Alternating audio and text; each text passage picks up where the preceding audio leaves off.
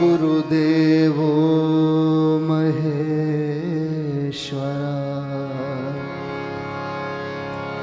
गुरु साक्षात्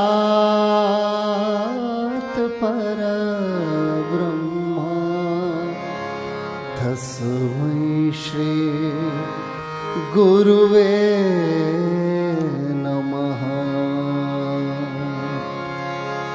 ध्यानमूलं गुरुर्मूर्ति पूजामूलं गुरुपदम्।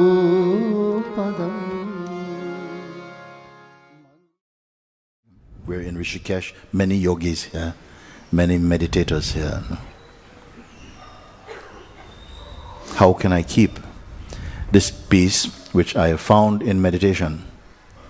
Because as soon as I step out, in your case you say a few minutes even, and the chaotic world returns. How is it possible? No? How is it possible to retain or maintain this peaceful state? First, I have to tell you, nobody can do it. Buddha could not do it. They cannot do it. The one who says, how can I do it, cannot do it. You have to find that which is there by itself, which is what you are, which is timelessly peaceful. Not a peace that there is someone who is required to keep it, because this someone is not stable. This someone has not been investigated who this someone who can do it is. And this is experienced by people who are hearing this kind of thing for the first time. They feel, oh my God, no, my God, like shock or, but good news coming. The one who wants to do it cannot do it. Can do it for a while, but cannot do it unbrokenly. Cannot do it. You see? Who is this one who wants to do it? First, you will discover that this is your inherent nature, your timeless being. You must come to this discovery. Satsang is for this. And you will come. If you're open to what I'm pointing, you will discover the peace that you don't have to keep. You will not become a peacekeeper. You will become peace itself, not peacekeeper. You see? This is the mistake all make. You want to do it? I tell you, the Buddha could not do it. Christ could not do it. They cannot do it as a person. Because presently when you speak like that, I ask you, who is the meditator even? Something is meditating. Even throughout the meditation, there is awareness that this is a process of meditation also. There is an awareness in which the meditation itself is carrying out. Something earlier than active meditation, intentional meditation. There is that pure awareness in which all things take place. You are there. This is your correct position. The weakness of all this. And even this weakness is not deliberately weaknessing, casually weaknessing the play of the manifest world taking place, including the sense of yourself. Meditating, trying to stabilize your meditation, appears in that as a phenomenon itself. It will take some time to get over the kind of the shock of that. But this is something, if you are meditating, and the purpose of meditation is to discover truth and to be truth, then this thing must be cleared up.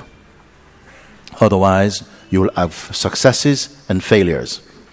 Also, you say, somehow when I come out of meditation, after a few minutes, what happened? The chaotic world returns. This is how it is conceived of and perceived by the individual mind. It's not that it's a chaotic world. Maybe it's the world, but you are experiencing it chaotically. You see? I remember one account when in satsang in Mumbai, Sri Nisargadatta Maharaj was holding satsangs some while ago, and one man got up and he says, Sri Maharaj, I hear what you say, and it touches my heart. But if I am to be honest, in my case, I am always experiencing suffering. And Maharaj swiftly retorted, he says, no, you're not experiencing suffering. You are suffering, you're experiencing.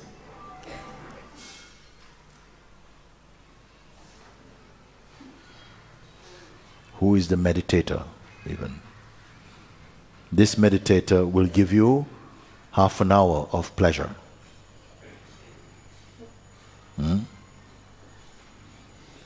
8-10 hours of struggling, suffering, 10 minutes of pleasure. Is it a good deal?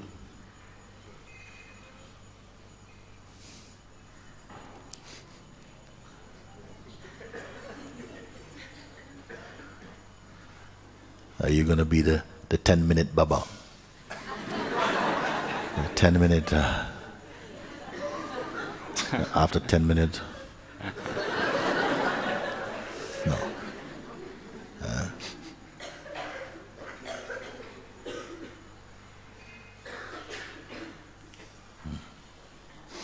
Opportunity here is to discover what is here. Not what is there. What is here. Even before you set out on some journey, let's find out where you already are. Before you go to try and get something, let's find out what you don't have. If you're lacking already. This is the beauty and the power of inquiry. It is direct. It doesn't start off with an assumption. It questions the assumption, you see. And quickly, what is untrue is discarded or it falls away by itself also.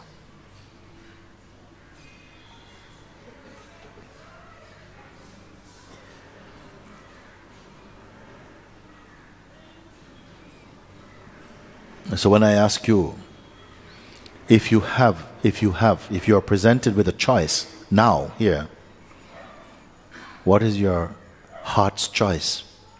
Your heart's desire and wish in this moment? Can you identify that? Yes. Peace? Yes.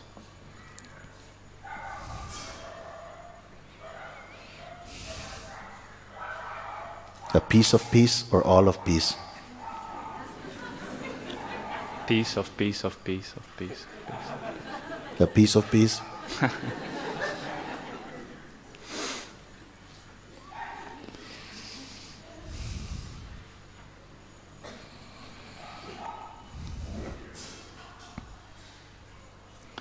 If you aim at peace, and it is the phenomenal peace, the experience of peace, the sensation of peace, then that may also come and go.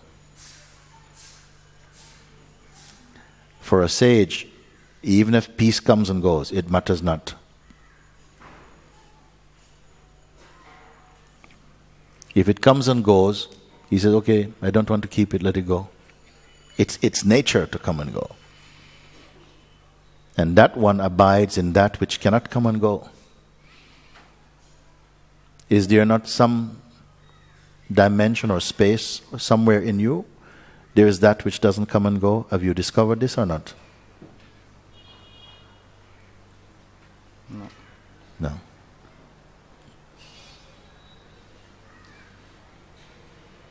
Then, what an opportunity today.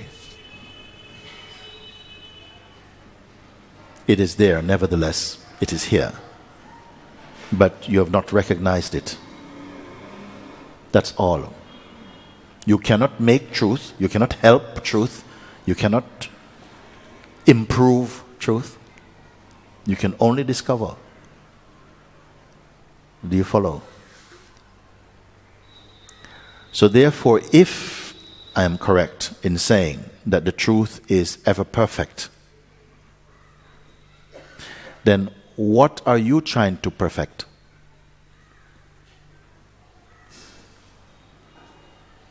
What are you practicing for, and who are you the one practicing? Let's come basics, simple things.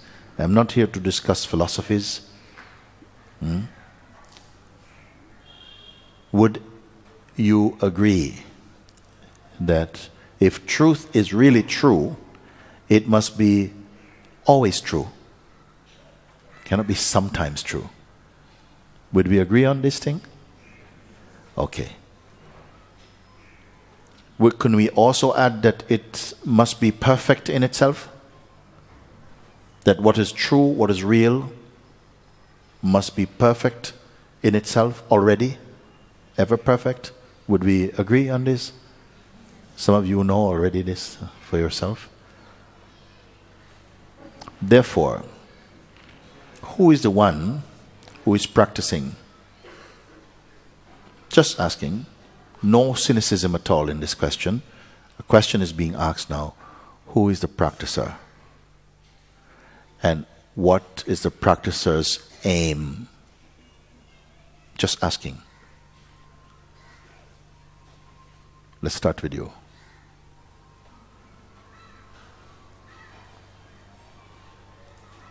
It must be because you have an assessment of yourself, I am not yet perfect. And I must do something to reach that perfection, or to drop the imperfection or something. Isn't it? What else is the purpose for any practice?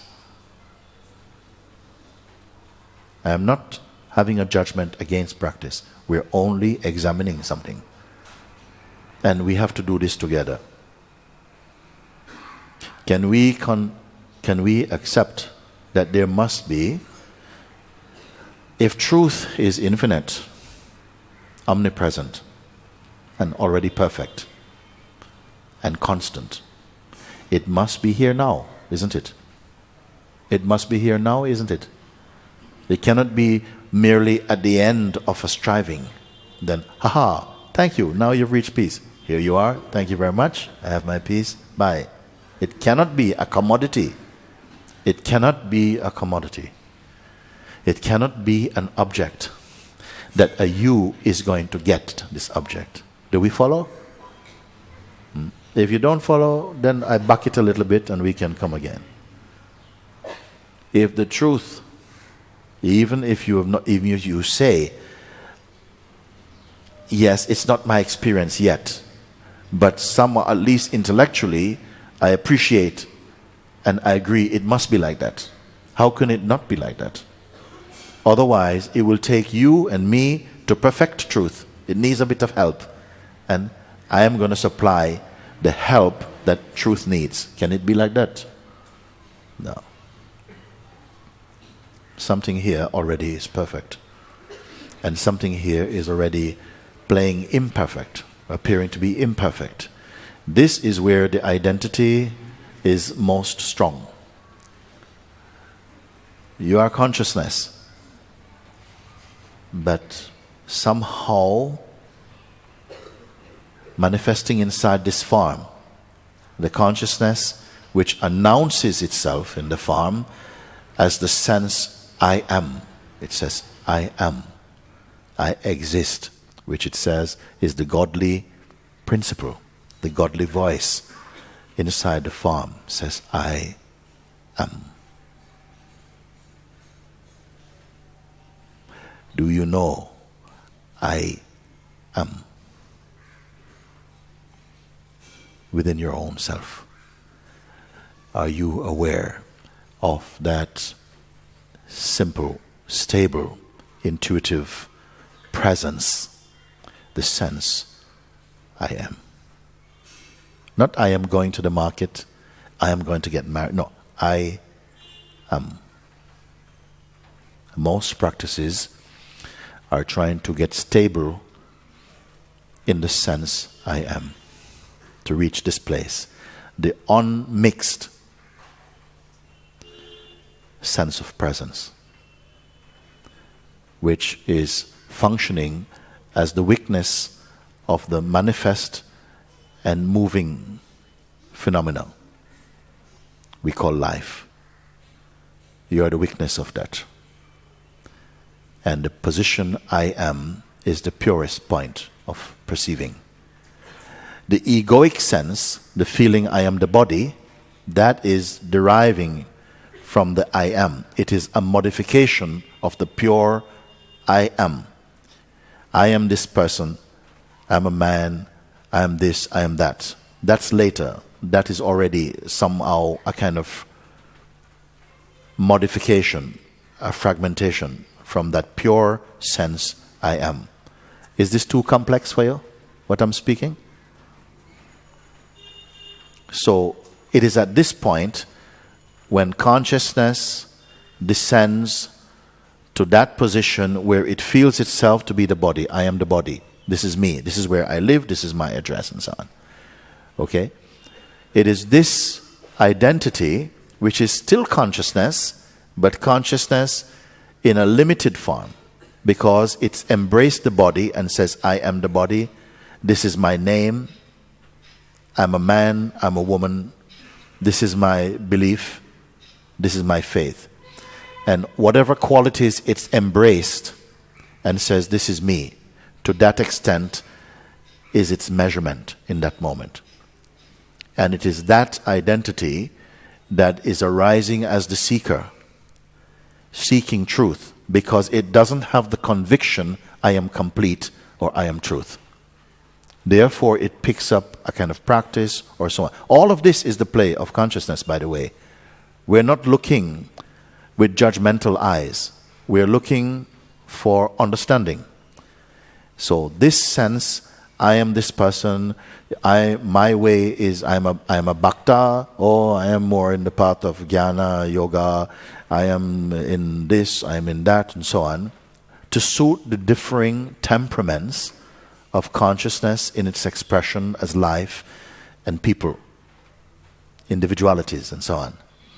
It is that aspect of consciousness in a contracted state, that arises as the seeker of truth, that says, now when I meditate, this is what I find.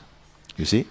But even the I who meditates or who experiences the world as being chaotic or difficult or painful, this I also is observable. Yes or no? Yeah. If it is observable, it cannot be the essence. It implies that a deeper state of awareness observes this I person. Is this your experience or not? Yes. So therefore, the meditator meditating, both the meditator and the intention to meditate in order to find peace, are phenomenal to a deeper seeing. Are we together on the same page with this? Okay, like that. While we're speaking and looking like this, see if inside something resonates and can confirm, aha. Aha. Yes. Yes, that is. If we turn the attention away from the intention to meditate and from the identity as a meditator, and don't touch any intention for a moment, what remains?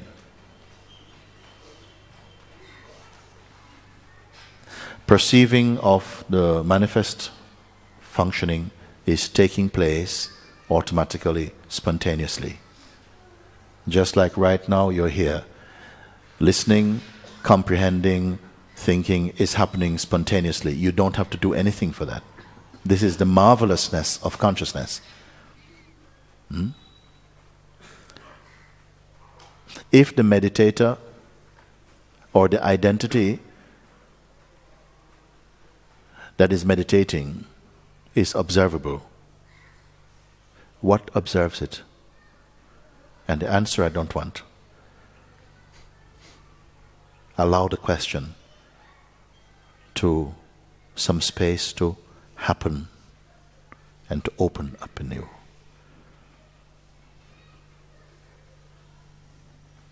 Don't say the answer. Experience your finding.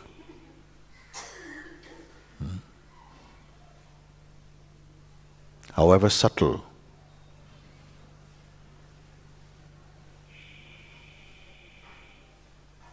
the object of perception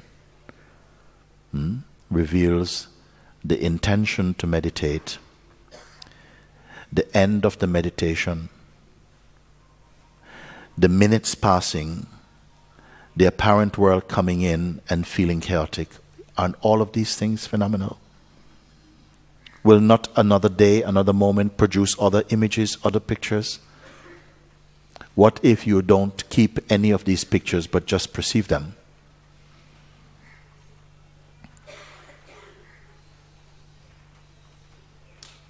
Supposing everything you saw registered inside you. Supposing everything you experienced, everything you looked at, every flower, became a photograph in your mind. Every person you see, you cannot forget. Every hand you shake stays with you. Every meal you had, you cannot forget. Every temple bell you heard, cling, cling, you cannot get rid of. What state would you be in? What state would you be in?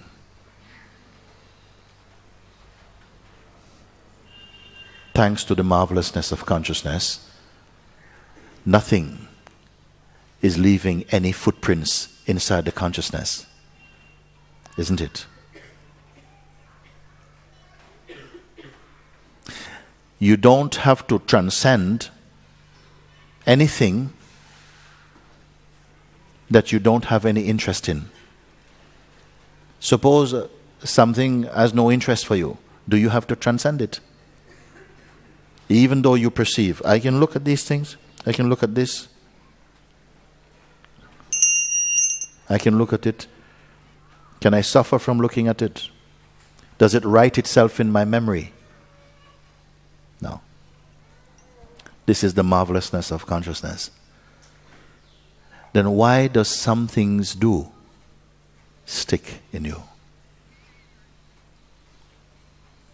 Why does most things in the world that is available for perceiving doesn't stick in you? You look at that, everything. In minute detail, I can look at it. Turn away, it's gone. What are the things that are sticking so much? And do they need to stick?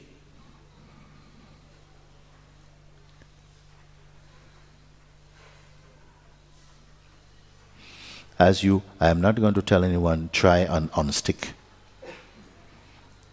I only point you to your true place. Be aware of this. Be aware of this. And your mind will be clear and light and open and full of love and peace.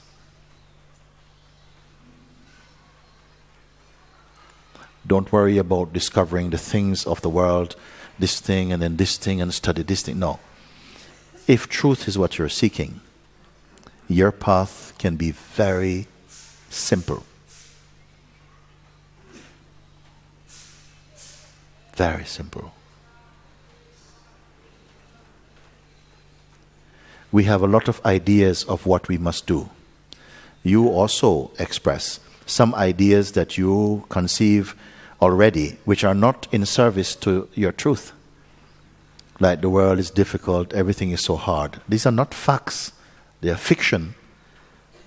You believe them, so you believe them into existence for yourself, and now you must believe another technique to get rid of the other belief.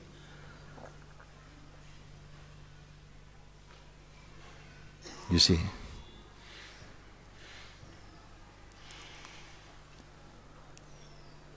I wonder if you follow.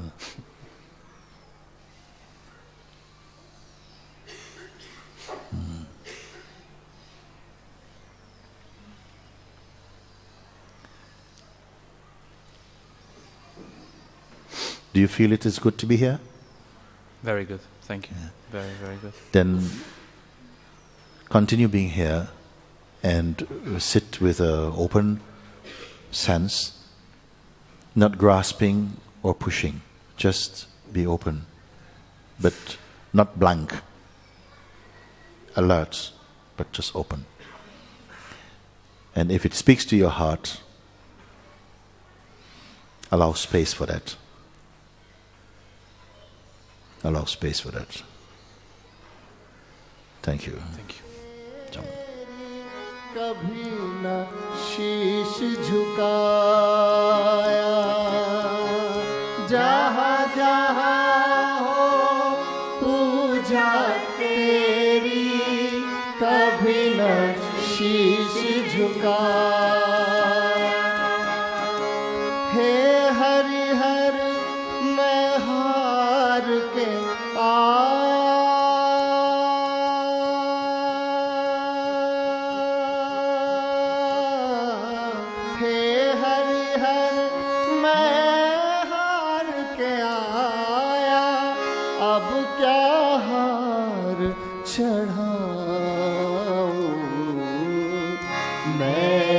चादर ओढ़ के कैसे, मैली चादर ओढ़ के कैसे द्वार तुम्हारे आऊं, द्वार तुम्हारे आऊं।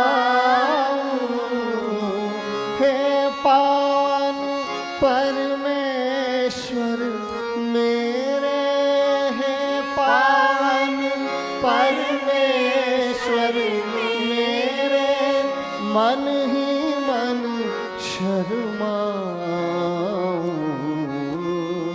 मैली चादर ओढ़ के कैसे, मैली चादर ओढ़ के कैसे। हरे रामा हरे रामा, राम रामा हरे हरे, हरे रामा हरे रामा, राम रामा हरे हरे। हरे कृष्णा कृष्णा कृष्णा हरे हरे, हरे कृष्णा कृष्णा कृष्णा हरे हरे। हरे रामा राम रामा हरे हरे। हरे कृष्णा कृष्णा कृष्णा हरे हरे। हरे रामा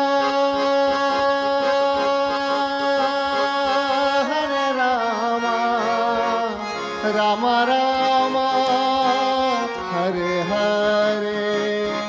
हरे Krishna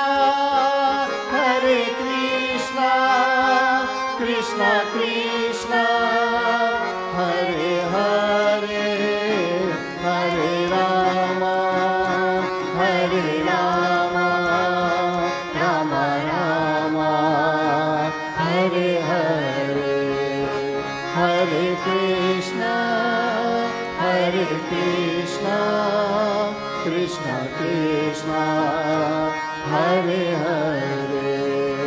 Krishna Krishna Hare Hare Krishna Krishna Hare